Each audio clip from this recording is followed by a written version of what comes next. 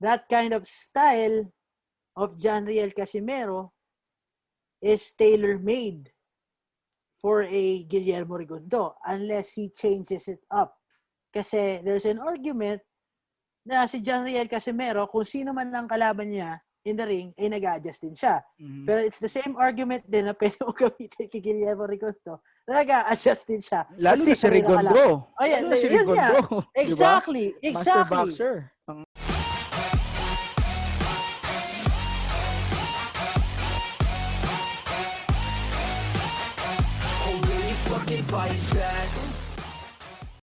Okay, sige, bisitahin naman natin ngayon yung upcoming fight between John Riel Casimero and Guillermo Rigondeaux. Maraming tao nagsasabi, including me, that this fight is actually a tougher fight stylistically compared sa kung natuloy yung laban ni John Riel kay Nonito Donaire Jr. But what about you? What do you think of this fight, Nissi? Stylistically, it's a nightmare for John Riel Casimero on paper. It's going to be an uphill battle for the Filipino, and there is no need to exaggerate it because he's facing a master boxer who has been bred differently.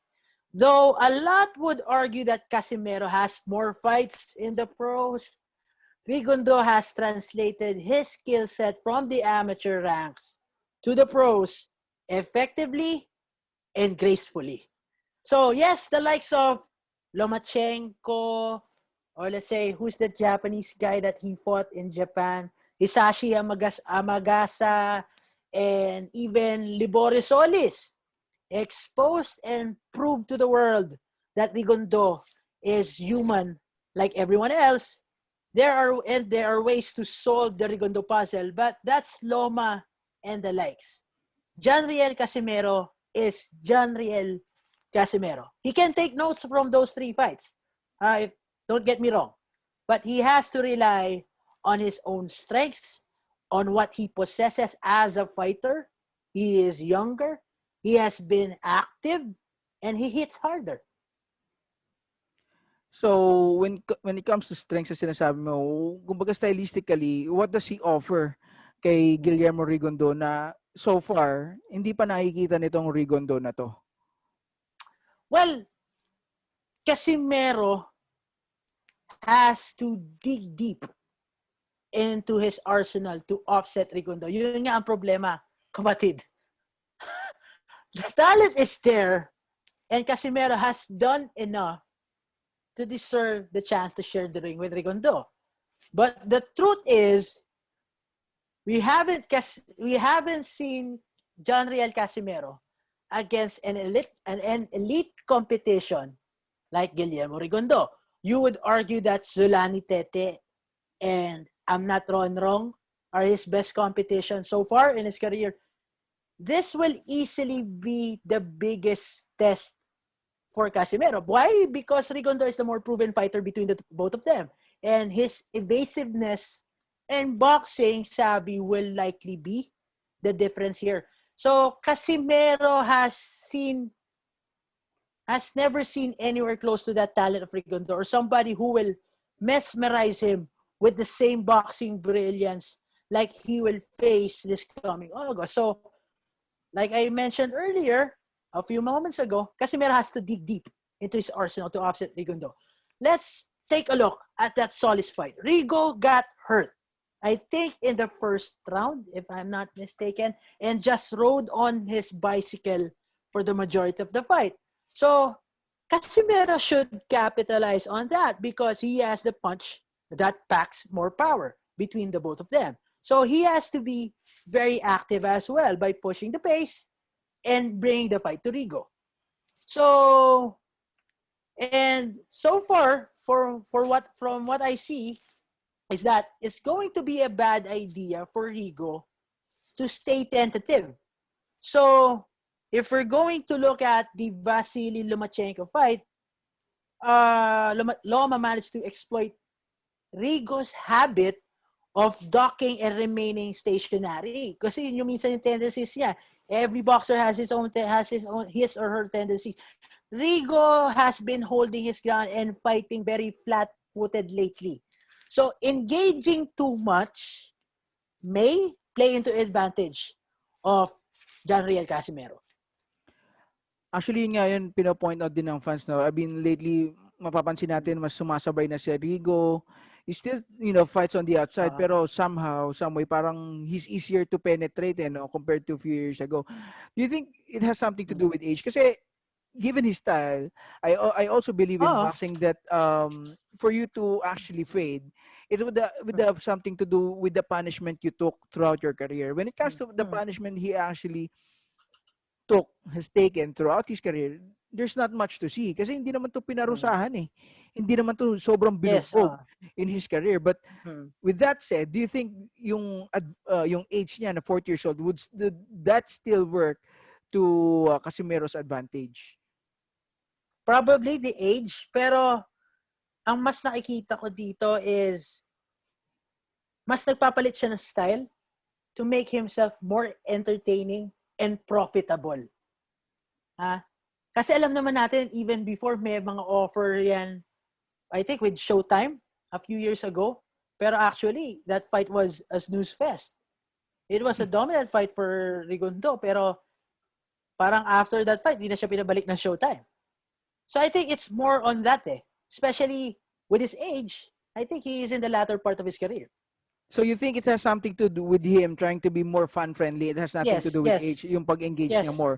And that is something he cannot afford to do against John Riel Casimero, Yes, John Riel Casimero. Yeah. Totoo. Kaya si John Riel Casimero nakapagbitaw na ng statement na walang takbuhan. Nakabigay na siya ng statement noon before na bago pa siya maribook or bago pa siya maitapat kay Nonito Donaire na walang takbuhan. Kasi magiging ganun talaga yung strategy ni Guillermo Rigondeaux. And as we all know, if you're going to look at that fight against Hisashi Amagasa, he went for broke, pero he paid for it. Amagasa, I think, scored a knockdown. I think in the 7th round, in the 6th round. So, it was a shocker. So, hindi talaga pwede. So, kay John Riel Casimero ngayon to push the pace and bring the fight to Rigo. Kasi ganoon talaga ang magiging mangyayari dito. Hindi niya pwedeng bigyan ng espasyo si Guillermo Rigondeaux sa laban na to. Well, yeah, definitely it's not going to be wise for, Rigondeaux to actually approach that Casimiro fight that way. Unang-una, ano pa bang ibe-benefit nito sa career niya? He's 40 years old. Yes. And after the Agbeco fight, HBO gave up on him. Nobody wants to do anything with him because sabi nga ni Atty. Ed Tolentino, ito si Rigon Bor at mas masarap pa daw manood ng weather report. Di ba? Classic. Yeah. but then again, classic Atty. Ed. Yeah.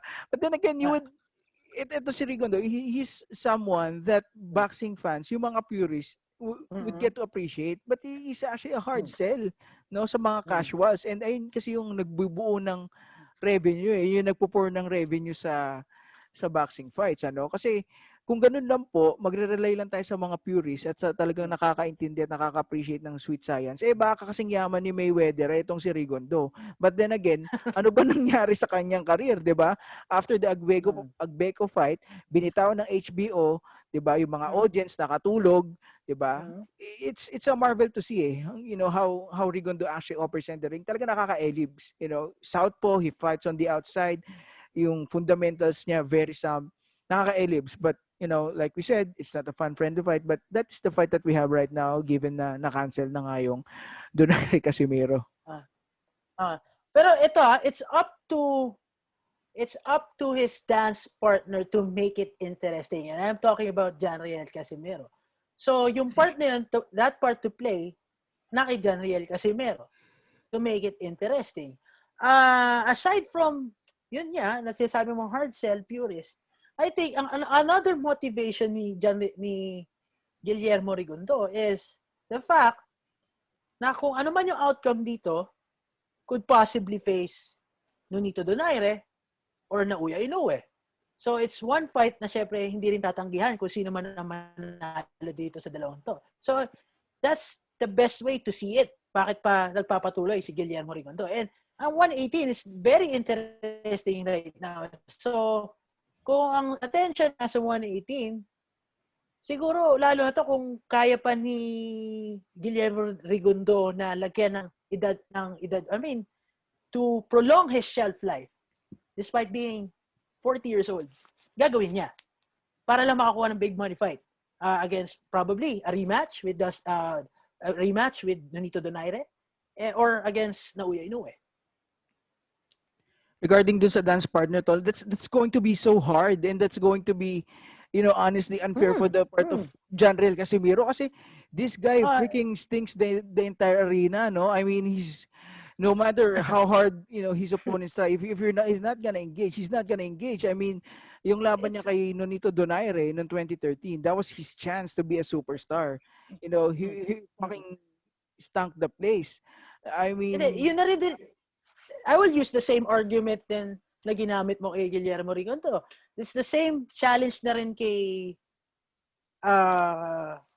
John Riel Casimero. Kasi, well, John Riel Casimero may be popular in the Philippines, pero ito yung pwede niya maging springboard para sa makita niya at least a high caliber boxer against someone na 3-division world champion. At least ma-boost niya yung stock niya with this kind of victory. So, it's the same challenge din na ibibigay ko kay John Riel Casimero na kailangan niyang gawin kung hinahabol niya si Naoya Inoue at kung hinahabol niya si Nonito Donaire, which is, ngayon, lalo na naging personal na yung issue sa kanila with Nonito Donaire, and of course, matagal na niyang hinahamon si Naoya Inoue na tinawag niyang Japanese turtle. So, kailangan niya to. This is his ticket. Kung gusto niya lumaban sa mga yon, sa dalawang yon, he has to defeat Guillermo Rigondeaux. And there's no other way. There's no other choice. Guillermo Rigondeaux ang dapat niyang talunin. Yeah, he has to defeat Guillermo Rigondeaux, and if he somehow manages to master a victory against Rigondeaux, I really can't guarantee that it's going to be an exciting fight, because it's not going to be exciting. As early as his second pro fight, third, fourth fight, pinapanood ko na tong Rigondeaux, tol. Talaga namang, personally, I enjoy it. But if you're looking for talagang mga basagan ng muka or anything like that, talagang palitan, forget about the guy. I mean, wala kang mapapala dito if you don't appreciate the sweet science. Hindi. So, if John Riel Casimero, masters a win, that's good, but would it be interesting? Would it be exciting? I don't know. One thing about it, though, is for John Riel Casimero to win this fight, he has to come in, has to come forward and press the action. That we can agree on, I think, diba? Kasi there's just no other way. Kasi itong Rigo, the way he fights, on top of his game, if he's going to stick to what he knows, lagi lang naman niya na back pedal diba? Always fights on the outside, nakalabas yung right hand lead, naka-ready and jab and hook, and yung pag-throw niya ng kanyang straight left na suntok, So it's, sabi nga ni Atty, he doesn't do anything spectacular, but it works. He sticks to his fundamentals, and that's his style, and it works for him. So far, si Lomachenko pa lang nakatalo sa kanya. It was an embarrassing loss kasi, umayaw siya doon. But regardless, siguro naman hindi, kung ganun lang din ang basehan niya ng pag-ayaw, siguro naman hindi siya mapapayaw ni John Riel, kasi John Riel does not have the same boxing skills naman ni Lomachenko. But yeah, given the styles, given the age, lahat ng attributes ng both fighters heading to this fight, on August 14, who do you predict is going to win the fight? The first 4 or 6 rounds in the fight will be crucial kasi doon mo makikita yung paano magiging takbo ni John Riel Casimero. Is going to chase Guillermo Rigondeaux, or Guillermo Rigondeaux will risk it and try to at least test the power or have a phone booth exchanges, which I doubt, or I think in the first 2 rounds, pero probably a decision in favor of Rigondeaux. Right now, maybe 8 rounds to 4. If we're going to, kasi sa akin ngayon, parang that kind of style of John Riel Casimero is tailor-made for a Guillermo Rigondeaux unless he changes it up. Kasi there's an argument na si John Riel Casimero, kung sino man ang kalaban niya, in the ring, ay nag-adjust din siya. Mhm. Pero it's the same argument din na pwede mo gamitin kay Guillermo Rigondeaux. Nag-adjust din siya. Lalo na si Rigondeaux. Oh, yeah, Lalo na si yun nga. Rigondeaux. Di ba? Exactly. Master Exactly. boxer. Exactly. So, yun nga, tulad nga na sabi ni Attorney Ed, it's going to be Rigondeaux. Sa akin, he is a diehard's delight. Pero he is a nap time for casuals. Nap time. So you see this fight going to the final bell, and scorecards in favor of Guillermo Rigondeaux. Pero of course, syempre, I do hope John Riel Casimero could do wonders and push the pace of the fight. Kasi that's the only way.